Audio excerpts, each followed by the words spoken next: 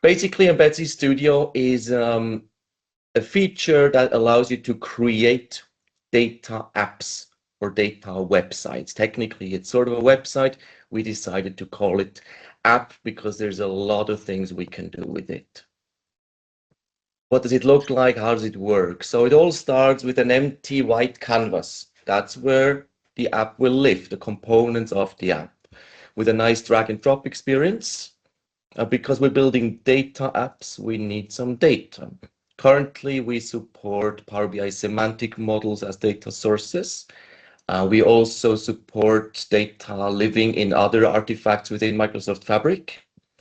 There will be more data sources coming up soon. I'll talk about that in a minute. So now we have the data, we have the canvas. How do we visualize it? So we have a couple of different components. So we can add Power BI visuals, reports, pages. We can add visualizations using different JavaScript libraries, such as D3 as an example. For the people that like to work with DNEP in Power BI, we have full support of the Vega language. You can also add all kinds of AI agents that you created yourself, and we can trigger Fabric pipelines in this custom HTML. So now we have those components that connect to the data source, and we arrange them nicely on the canvas. So we're good to publish. So in the end, we publish our app, and then whatever we want to do with it, we do with it. We use it as a standalone website. You embed it into an existing website. You embed it into a software and application, completely up to you. So that's the main picture, but what does it really look like? Oh, sorry, one thing I've forgotten. That's quite important, right? So you notice that we are focusing on Microsoft at the moment because that's where we worked. That's the data we worked with for many years, but of course, we're heavily invested into adding more data sources. So we're working on Databricks, other SQL sources, because this should not be only a Microsoft, a tool that requires you to have Fabric underneath. And same for the components, so there will be more components coming up in the near future. But I want to show you this in a bit more in a live demo kind of thing, so you really understand what it looks like. And I prepared a couple of examples. The first one starts with the Power BI semantic model, which we query using DAX. The DAX returns data in the form of a table in this case. And that data we then want to visualize in one of our components. So I've pre-recorded a video that should show this end to end. Let's see. So here I'm inside Embedsy Studio and I'm in the DAX query editor. So the first thing I'm doing here is I'm creating a new DAX query. I select the semantic model I want to query, and because I don't understand DAX, I ask the AI agent to generate it for me. So I'm asking it to give me some DAX that compares actuals versus plan over time. Once I'm happy with the DAX, I add it to the editor, I run it, and that makes me sure that it's not a black box. I really know what it's doing. Let me just pause this for a second. I know exactly what this DAX is doing. If I copy that into Power BI Desktop, run the same thing, it gives me the same results. So that's good. I have the data I want to work with, but I also want the AI to visualize it. So I gave it a couple of more instructions. I asked it to do a bar chart comparing actuals plan. And now the AI is doing its job, trying to understand what I want from it, and then will give me out a visual.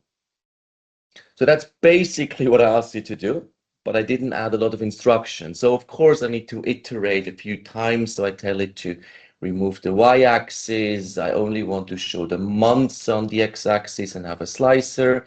You know what it is. I need to teach the AI what it should do.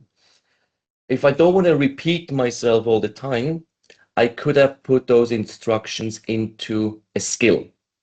So we define our AI agent. So I would give it that information in a skill, for example, corporate branding, because it just randomly picked orange and blue as colors. and it's likely that I always want to use the same color coding. So technically, it's a smart idea to put this into the skill. So let's see what comes out here. It will be closer to what we want. So we only have the months in the x-axis. We have the slicer for the year. I'm not happy with the layout in terms of colors. I'm telling it to use black for actuals and only a border for plan. And also for the x-axis, the months, I want them to be horizontally. So just a few more tweaks, and then we should be happy with that. Let's see. Also a side note, currently this is using Gemini, but we will support different AI providers and models. So there will be like an AI admin where the admin of Studio can select the AI they want to use, the model, they can add their connection string, the API key, and so on. So now I'm happy with what this looks.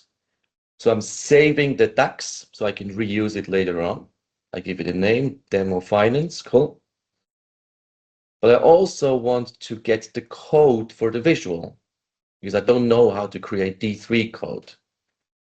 So now I'm done. I'm heading over to Studio and I create a new app.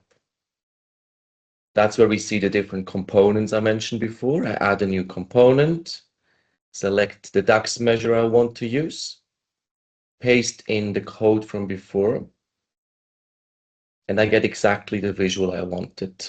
And now I have this nice drag and drop experience. I can resize and I can move those components around. I can have, of course, more than one component on one page. Once I'm happy, I publish the app.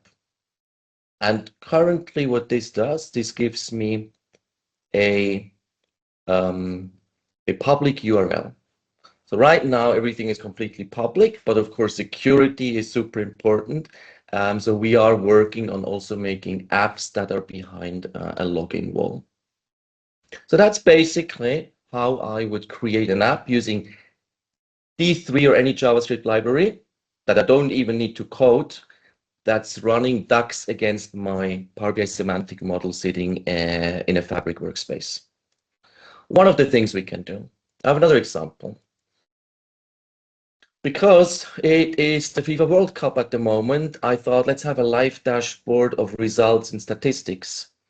So in that case, we're running a Fabric notebook, getting data from an API, storing that data in a Fabric event house. And then again, we have the Embedsy portal with a JavaScript component that uses KQL queries to live connect to the Fabric event house, and we have an auto refresh. So every few seconds, the visual refreshes. So when there's a goal or whatever happening in a game, we should see it just a few seconds later. This is what the app looks like. We have just an HTML component hard-coded to give a bit of explanation what we see. And then that's really, because there's no games happening right now, we just have the next games here. And we have like the statistics, as everybody knows, Switzerland won last night, right? So number one in Group B, so we won against Canada. If we want to have the statistics of the game, we can see what happened in which minute. And all this is running by quite a bit of code, which of course, again, I didn't write. That's all AI that wrote this massive code for the visual, for the KQL, the whole logic in here. But of course, we can also, and that's what Vlad mentioned before, embed Power BI visual. So this one here is just a single visual from a report. And that also helps us to verify the data, because maybe we trust our Power BI skills a bit more than what the AI creates. So it's not a bad idea to maybe verify that we show correct data by building something ourselves with the skills we already have, meaning our DAX skills, if we have some. Good. What else do we have? I talked about AI agents. So we have a bunch of AI agents in our Studio component. We created one that should be a stock data analyst. So we give it a couple of skills. We give it access to semantic models, and then we add this to the app. And when we publish the app, a user can ask the question about the data and should hopefully get the correct answer. That's what the config looks like. So we give it a name, we give a bit of instructions, and we add skills. For the end user, it looks something like this. We have the report on the left, we have the agent on the right, or the other way around, however you want to arrange it. Ask a question in natural language, and it returns the values that we also see in the report for verification.